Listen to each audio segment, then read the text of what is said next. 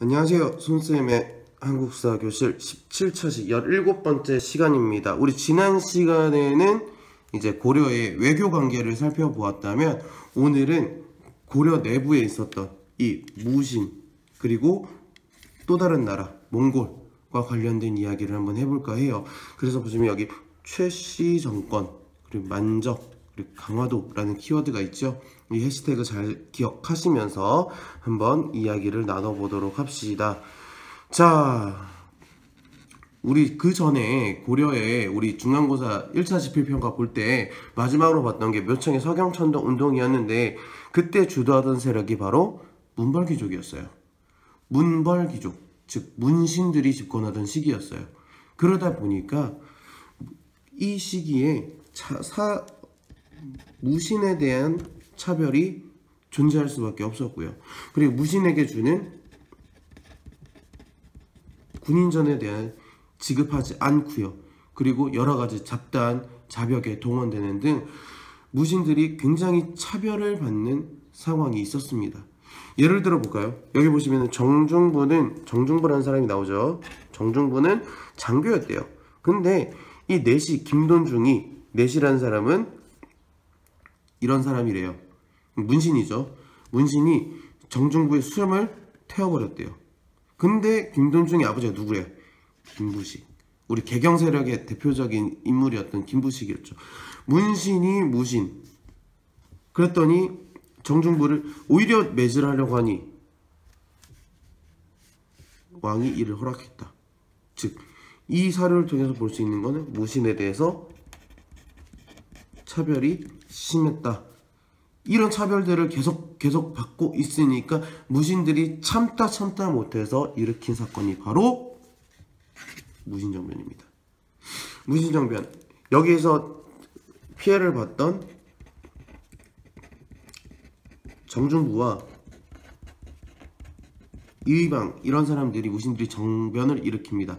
그러면서 기존에 있던 도병마사, 식목도감 이런 무신들이 회의하던 기구가 아니라 무신들의 자신들이 회의하던 기구였던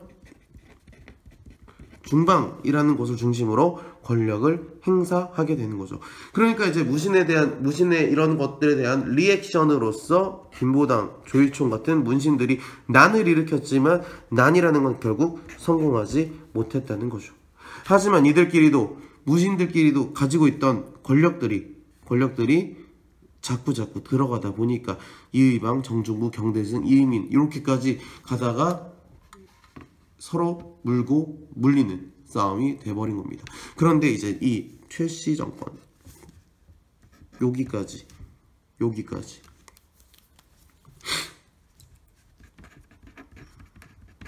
최충원이 권력을 장악합니다. 그러면서 이 아들들의 이어기까지 4대에 걸쳐 60년 동안 지속이 되어가는 거죠. 이들은 기존에 있던 중방이 아니라 자신들만의 독특한 권력기구인 교정도감이라는 것을 만들고요. 그리고 인사권을 유지하기 위해서 정방을 만듭니다. 이 정방은요, 누가 만드냐면 최우가 만드는데요. 자신의 최후의 집에다가 만듭니다. 어느 정도의 권력을 가졌는지 알 수 있겠죠. 자, 또 종이 시네요. 네, 계속 수업을 하도록 할게요. 자, 하지만 군사적 기반으로는요,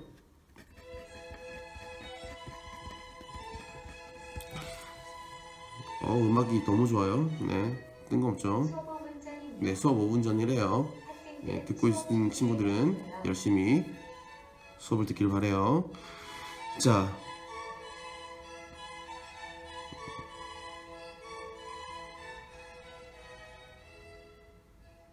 네, 음악이 참 좋네요. 자, 군사적 기반으로는 삼별초라는 군사 조직을 만들고 도방이라는 군사 조직을 만들어서 자신의 파워도 가지고 갑니다. 하지만 이제 이러면서 이제 경제적 기반으로 대토지도 소유하고요. 이러면서 권력을 쭉 유지해 갑니다. 60년 동안. 예, 하지만 이런 사회개혁을 하는 데는 조금 소홀하고 자신의 정권 유지에만 있었다는 거. 그러니까 이런 문제에 대해서 못 살겠다. 농민들과 천민들이 리액션을 일으키게 되는 거죠. 왜냐하면은 배경으로 이 신분질서가 동요했거든요. 대표적인 인물이 바로 이의민이라는 사람이 있습니다. 여기 보시면은요, 이의민이 여기에 나와 있어요. 왜냐하면 이의민을 설명을 드리면 이 사람은 천민 출신이었거든요. 근데 천민 출신임에도 불구하고 무신의 최고 집정자까지 올라가니까 이 신분제가 뭐냐, 의미가 없구나 라고 얘기해서 이 하층민들이 봉기를 하려고 하는 겁니다. 대표적인 봉기로는 망이와 망소의 난, 그리고 신분해방운동, 말 그대로 신분과 관련된 거니까 만적의 난이 있습니다. 자, 망이 망소의 난 같은 경우에 경주 명학소라고 되어 있습니다. 소 같은 경우는 우리 특별행정구역이기 때문에 이 소에서는 세금이 많이 내고요. 그러다 보니까 이 지방관들이 수탈을 많이 하게 되는 겁니다. 그거에 불만을 가진 망이 망소의 형제가 공주 명학소에서 난을 일으키게 되는 거지요. 뭐 물론 김삼이 효심의 난, 여기 보시면은 여러 가지 난들이 있습니다. 그런 것도 여러분이 지도를 통해서 꼭 살펴보시고요. 신분해방운동 같은 경우에 만적의 난이 굉장히 중요하게 보여지는데, 왜냐하면 이 만적이 노비예요. 노비. 근데 누구의 노비냐? 최충원의 노비거든요. 최충원의 노비다 보니까 이런 것들 보니까 만적이 자신들이 이제 노비들을 같이 모으는 겁니다. 그래서 모아서 쭉쭉쭉 얘기했는데,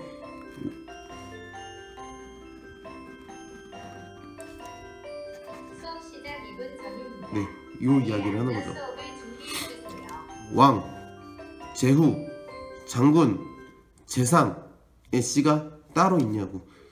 나도 노비지만 이런 씨가 따로 없기 때문에 우리도 이렇게 해서 우리도 왕후장상이 될 수 있다 라고 주장하면서 일으키는 거죠. 물론 만정의 난은 사전에 발각이 돼서 실패로 끝나고 맙니다. 하지만 이런 농민과 천민의 봉기가 있었다는 것은 그만큼 사회가 요동치는 시기였다 라고 여러분이 기억해 주시면 되겠습니다. 자, 그러면서 이제 아직 안 나온 나라, 그렇죠, 몽골에 대해서 이야기를 한번 하고 마무리를 짓도록 하겠습니다. 자, 몽골과 접촉을 합니다. 13세기에 나머지 있는 거란, 우리 거란이 망하고 이제 금나라 여진 얘기했었죠. 네, 거란을 추격하는 과정에서 고려랑 처음 만나는데 고려에게 무리하게 공물을 요구하는 겁니다. 그러다 보니까 이제 고려에 온 몽골 사신이 갑자기 피살당하는 일이 생기면서 몽골이 침입하게 되는 거죠. 처음 이제 몽골이랑 강화를 맺은 다음에 무신들은 자신의 권력을 유지하기 위해 수도를 강화도로 이동을 합니다. 왜 강화도로 갔을까요? 몽골 사람들 뭘 타고 다니죠? 몽골 사람들 말 타고 다닙니다. 근데 말은 바다를 건널 수 없죠. 그렇기 때문에 강화도로 천도해서 40년 동안이나 꿋꿋이 항전 싸우는 겁니다. 그래서 정권을 유지하기 위해서 무신들은 강화도에 있고 거기 이제 백성들이 대몽 항쟁을 하는 거죠. 대표적인 게 바로 이 처인성 전투, 김윤호라는 사람이 있었고요. 네, 등등 있었습니다. 자, 몽골과 강화를 합니다. 몽골과 강화를 해요. 왜? 무신 정권이 붕괴가 되었거든요. 그러면서 개경으로 환도를 합니다. 요 일을 이렇게 있을 때 과연 강화도의 생활은 어떠했는지를 사료를 통해 한번 먼저 살펴볼게요. 최후가 자기 집에서 잔치를 했대요. 어디서? 강화도에서. 말이 될까요? 왜 그랬을까요? 그건 한번 여러분들이 잘 기억을 생각을 한번 해보시길 바랄게요. 그리고 아까 여기 보시면 하층민의 적극적인 한정 중에 충주성 전투 있었죠. 충주성 전투 보시면은요, 몽골병이 쳐들어온다고 하니까 양반, 노비군, 잡류, 별초 등등이 있습니다. 근데 몽골병이 오자 이 사람들은 도망가고 오직 이들이 힘을 합쳐서 격퇴했다. 과연 이런 것들을 볼 때 최후, 유정주, 우정주, 유용희 이런 사람들의 행동과 이 노군, 잡류, 별초 이들의 행동이 어떻게 다른지 여러분이라면 어떻게 다른지 한번 보고 과연 여러분이라면 어떻게 할 것인지를 한번 생각을 해보시길 바랍니다. 무신정권 붕괴됐습니다. 개경으로 돌아왔고요. 하지만 무신들을 지키던 무신들의 군사기구였던 삼별초는 끝까지 남아서 항전을 합니다. 강화도에 있고요. 강화도에서 안되니까 진도로 도망가고요. 진도에서도 안되니까 제주도까지 이동해서 꿋꿋하게 항전을 합니다. 3년 동안이나 더 해요. 결국엔 진압이 되긴 하지만은요. 이 삼별초의 항전과 아까 얘기했던 노군, 잡류, 별초 이 사람들이 행동들을 여러분이 한번 기억을 해 주었으면 좋겠네요. 마지막입니다. 이제 영향 보시면은요, 문화재가 소실돼요. 황명사 구충목대볼이 불교 얘기했을 때 있었죠. 그리고 초조대장경 같은 경우에는 불교 목판을 쌓아서 불경입니다. 근데 이제 이것들이 소실되니까 반대로 이것들이 소실되었기 때문에 강화도에서는